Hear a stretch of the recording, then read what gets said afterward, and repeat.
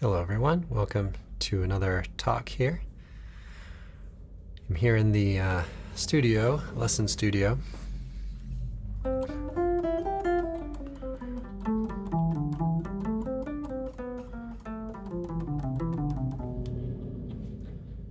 turn up a little bit here. So today I'm going to talk a little bit about lines, phrases.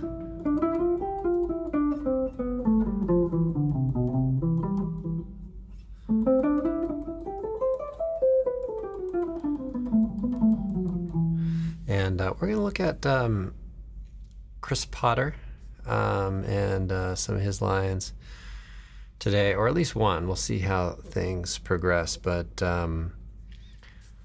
we're taking a progression that is really common to a lot of tunes, and so we'll find it in the kind of our theme of the month here, "Fly Me to the Moon."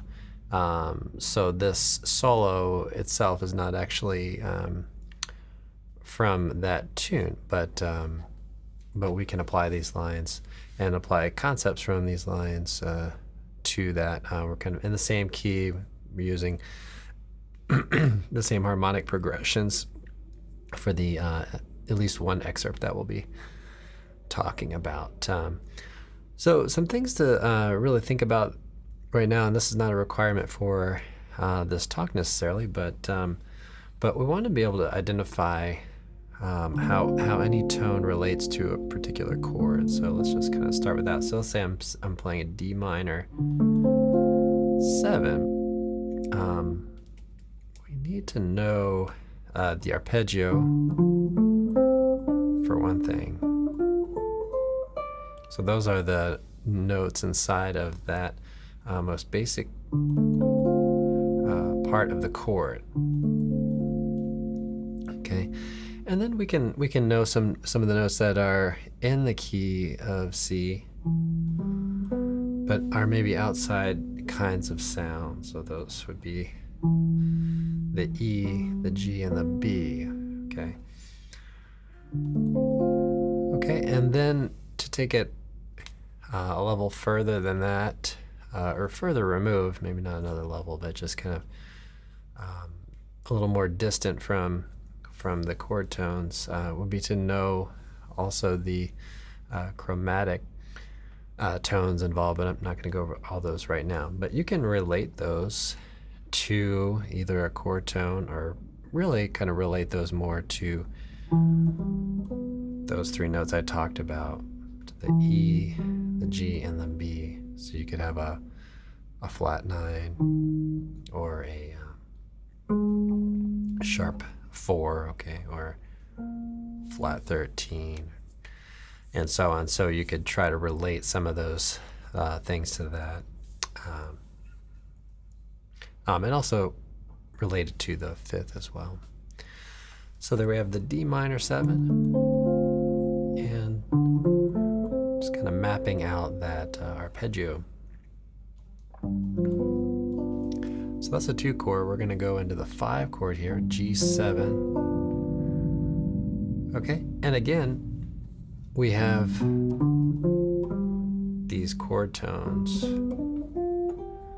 Okay, now this is a spot where you might tend to stretch out a little bit more even, and try to gain some more tension. So this is kind of a good opportunity to really know your extensions well, maybe all the chromatic tones in addition to those chord tones, and we'll see that in a minute. And so that's going to be the 5 chord in that progression. Okay, and then we're looking at the C major 7, okay, which will be the 1 chord, and again the chord tones there. So we call those root, 3rd, 5, 7. And if you keep kind of skipping up by thirds, then you get the 9, 11, 13, and then you can think about how any note that doesn't fit into that, how it relates to those other tones, especially the last 3 there. Okay, so let's dig into the excerpt here. It's going kind of low tech today. So we have the D minor. Okay, so let's start with the first 4 notes of that. So okay, so just on its own, you can see that in here that we have an F major triad basically, and that fits with the D minor 7 because that's the flat 3rd, 5th, and flat 7 of that chord.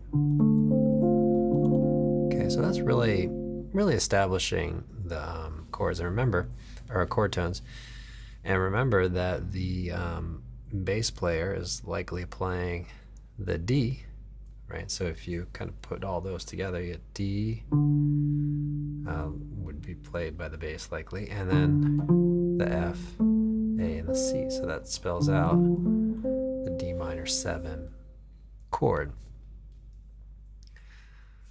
Okay, so let's take a look at the next couple of beats, and before we do that, let's just talk about some things that you could do on guitar when you're working with that. So you could put on a backing track, maybe loop D minor 7, or record yourself playing D minor 7 and just playing those tones and then trying them in different areas of the guitar neck. So let's say I'm going up to 8th position and then 10th position and just moving it around up the neck. So now I'm in 13th position,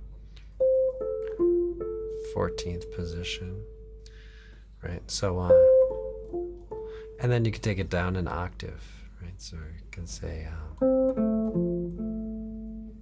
and move that to different positions.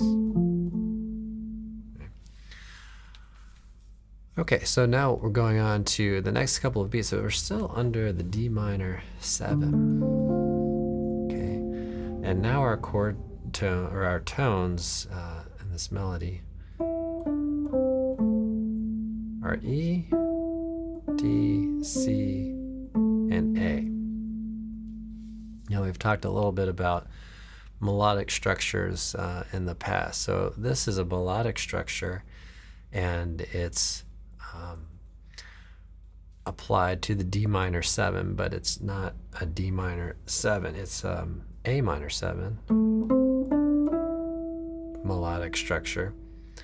And we have talked a little bit about applying those to, especially through the circle of fifths on a chord. So we're starting, notice the A would be the 5th of the D minor 7. And if we just survey those tones, A, C, D, and E. So that's an A minor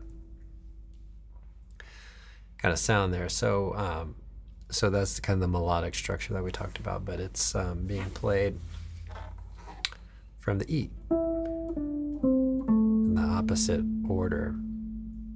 Okay.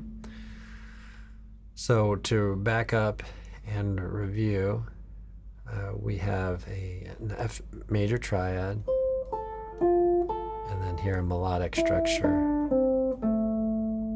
okay, built on the A minor 7 for that melodic structure. And if you haven't heard the talks on melodic structures, you have 4-note groups, and you have 2 basic types of melodic structures, and then you can alter them from there or come up with other ones. But the 2 basic ones would be the minor melodic structure, which is a root, flat 3rd, 4 or 11, and then 5. And then the major melodic structure. So for example, you could have a major melodic structure based on the F. So then you would have F, G, A, C. Okay, so that would be the major version of a melodic structure. Okay, so far. Okay, So it gives us a little tension on the chord, and really not a lot. We have the melodic structure. We still have the D, C, and A are all chord tones, but the E is the 9. And that's something that you can do in your practice session. Is just kind of explore what that 9 sounds like on the D minor 7. Okay, so we'll move forward here to the G7. All right, so let's play a G7 chord. Let's explore. So we have a series of eighth notes here. Let's just kind of explore the tones.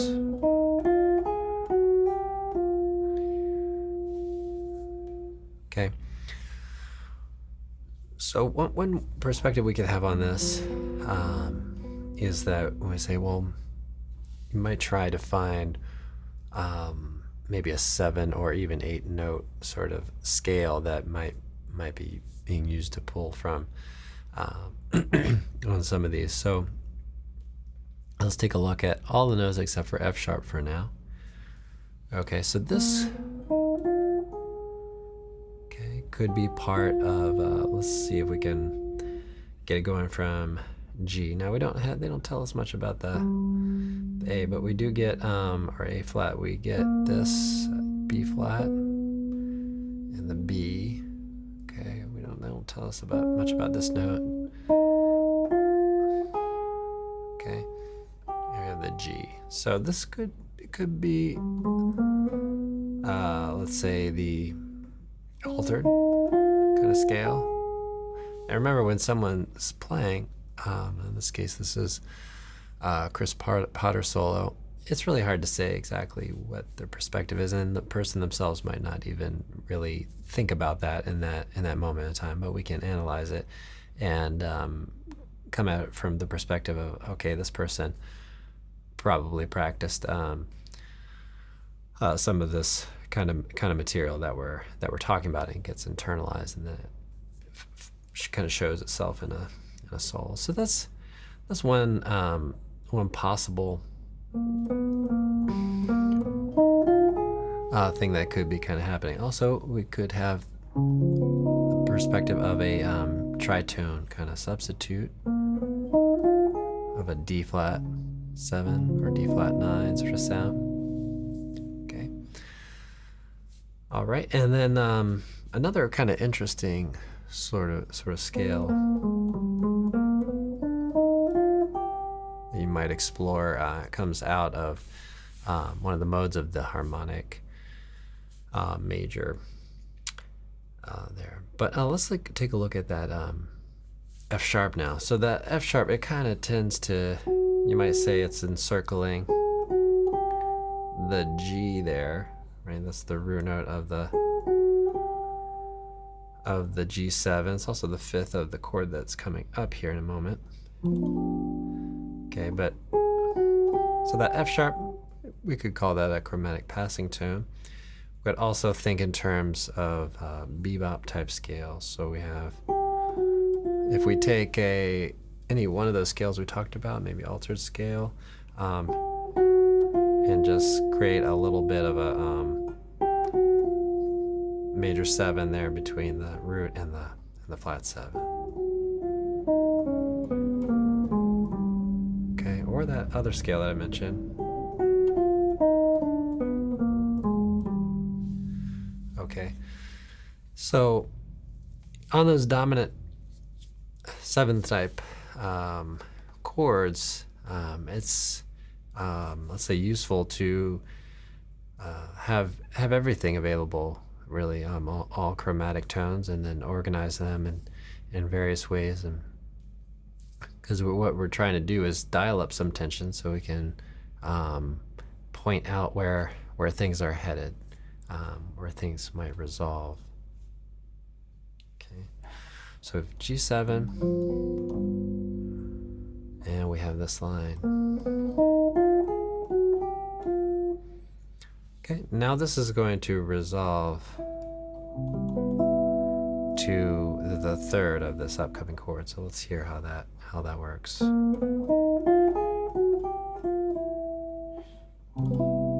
So we can hear that. So all this, kind of coming together.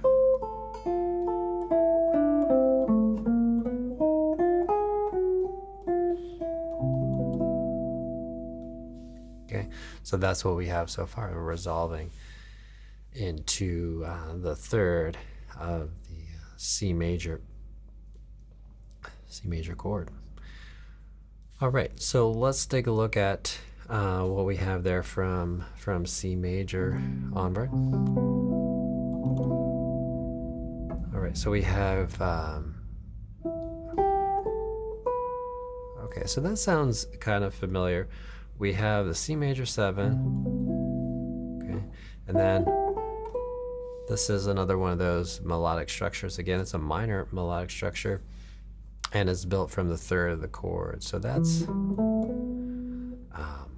another spot that you can move through. So if we think about going through the circle of fifths, kind of in reverse, G, C, G, D, A, E.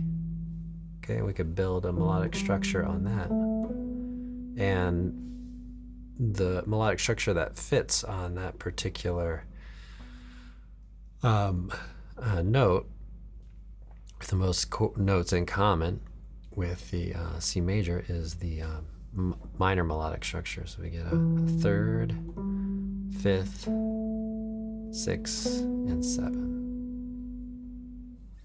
Okay, so far our line is sounding like this.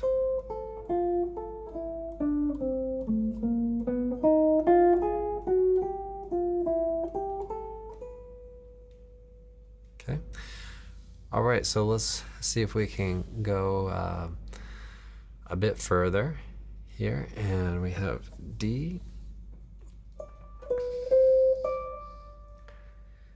D, B, C, D.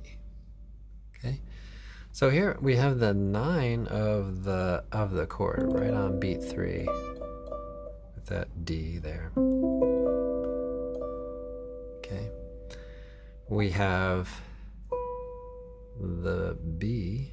Okay, so that's the major 7. We have the C, which is the root note,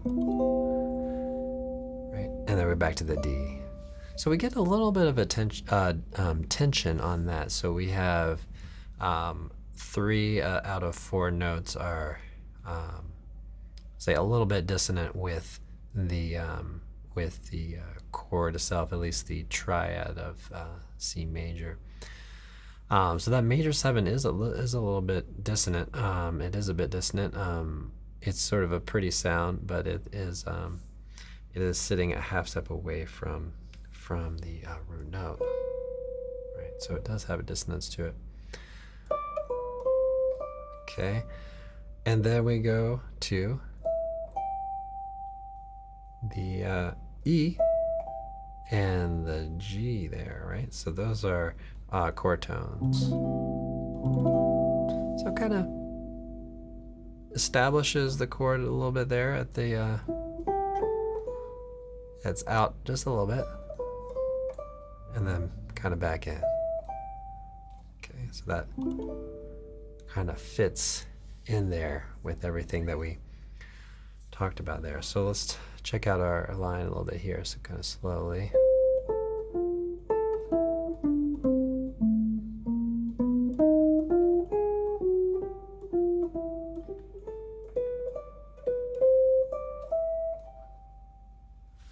Okay, so we can hear how the 2-5-1 is handled, at least on this one particular phrase. And then we can use this on Fly Me to the Moon. You could also lower it down an octave.